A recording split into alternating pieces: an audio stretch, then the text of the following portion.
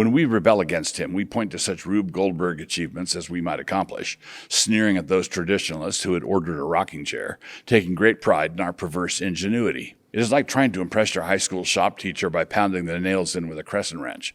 The fact that you managed to finish your project that way makes it worse, not better.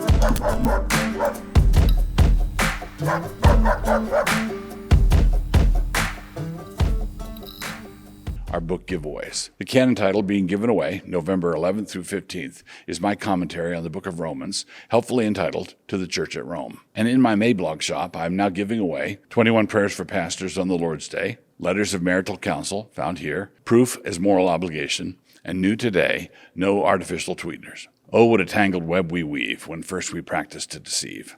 Sir Walter Scott. Introduction. This famous summary of what frequently happens to people who start telling lies is most usually applied at the level of little boys who got into the pantry to get into the potato chips. It is certainly true there, of course, but we make a grave mistake when we limit it to that level. One of the more important things we need to realize about deception is that it is something that scales.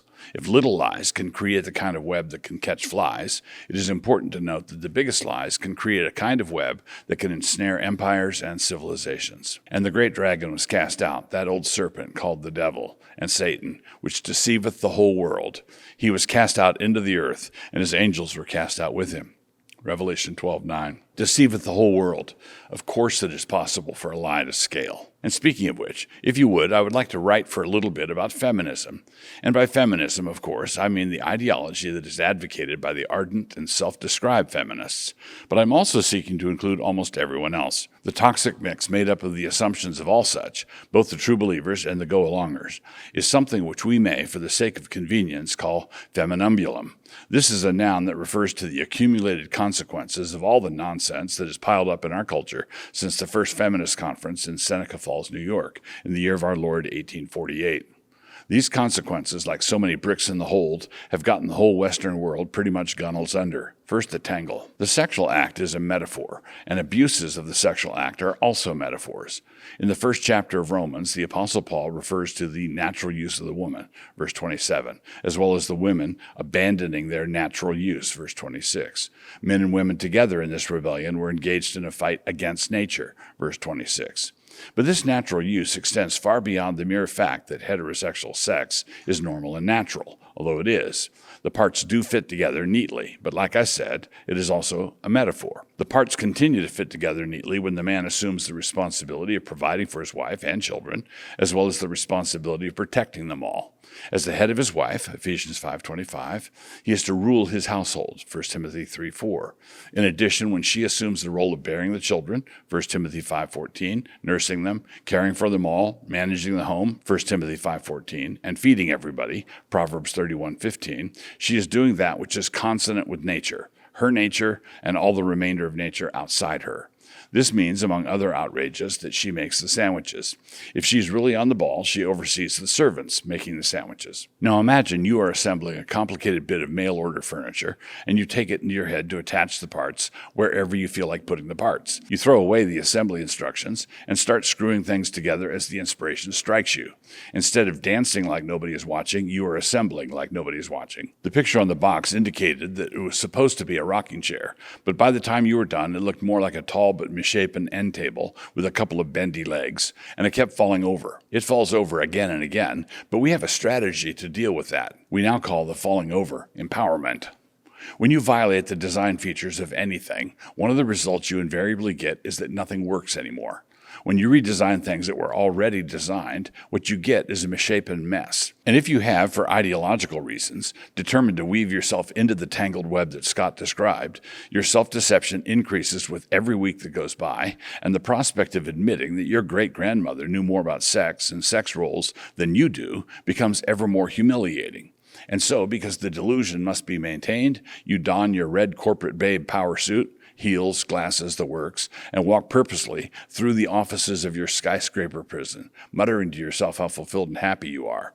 And that would be true, except for that it isn't. And the longer you lie to yourself about all this, the more miserable everything gets, and the more insane the justifications, evasions, and excuses have to get. The inmates of the asylum have now convinced themselves that they are actually the Viennese boys' choir, and so they occupy themselves by yelling off-key from their beds, keeping time by tapping on their tray tables with a spoon. Somebody would say something, but it is now illegal to bring any sort of negativity into anybody's life. Staff can go into a broom closet to roll their eyes, but to object in public would cost them their job.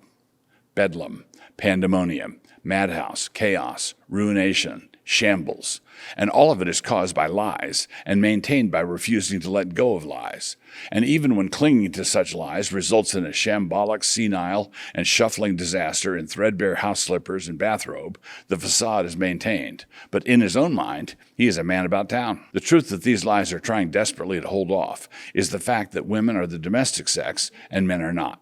There, I said it. The fact that female robins build the nest and male robins don't really help out with the task is not the result of the patriarchy. We have similar impulses and instincts, but with one signal difference.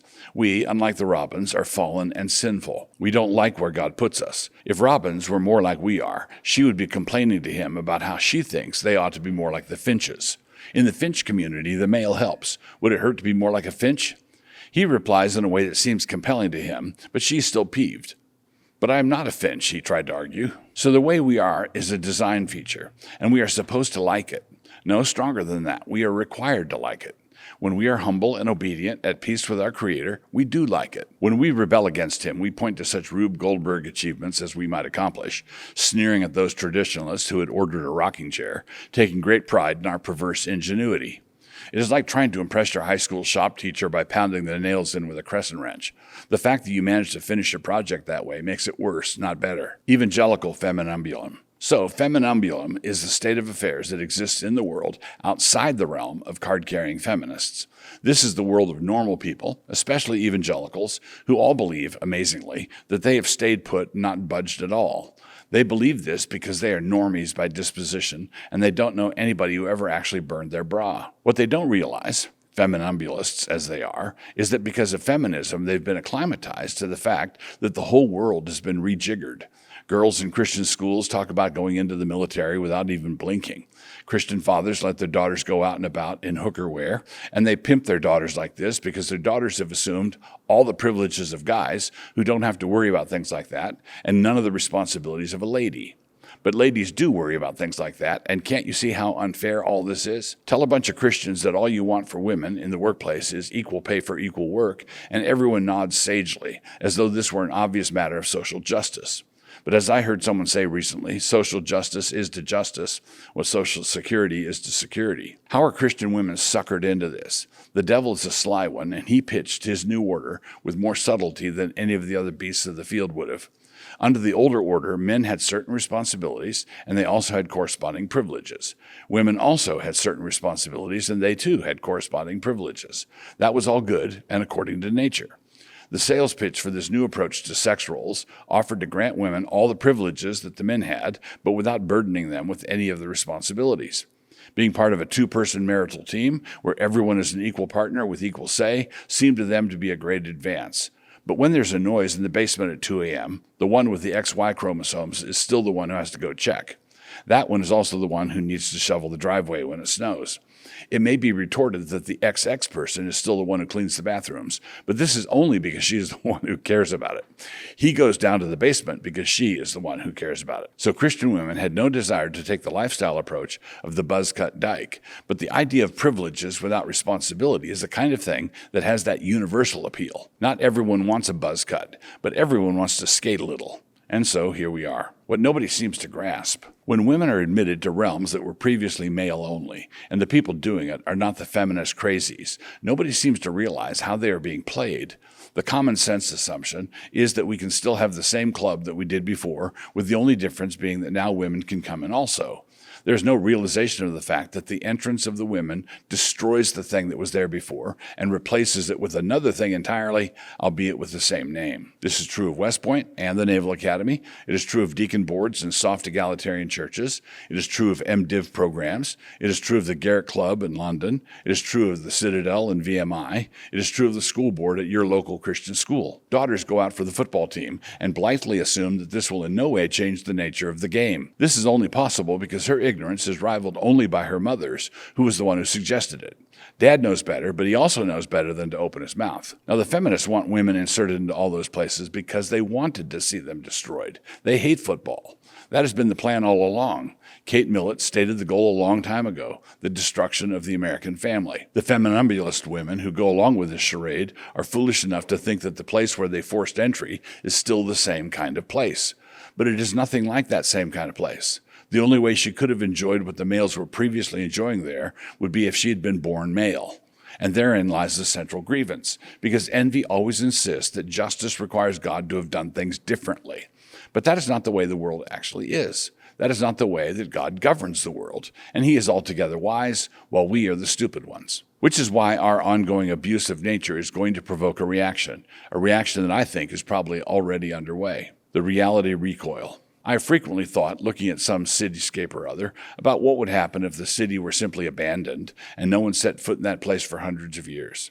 We actually have a pretty good idea of what would happen. It would become an overgrown forest, a wilderness. We can see this in the Amazon, where amazing ruined cities were swallowed up entirely by the inexorable forces of nature, and these cities were only discovered because of amazing imaging technology platformed in outer space. In other words, nature is a beast.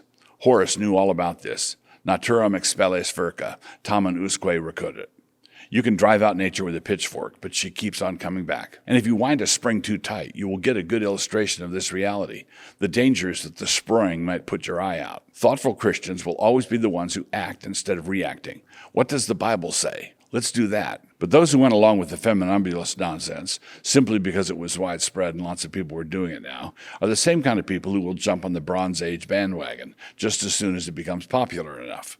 We've endured a generation of sheeple feminumbullists, and now it looks as though we are going to need to deal with a generation of sheeple misogynists and incels. Overreaction begets overreaction, but sensible people will always lean against the careen. But sheep without a shepherd know how to fall into any kind of crevice that presents itself.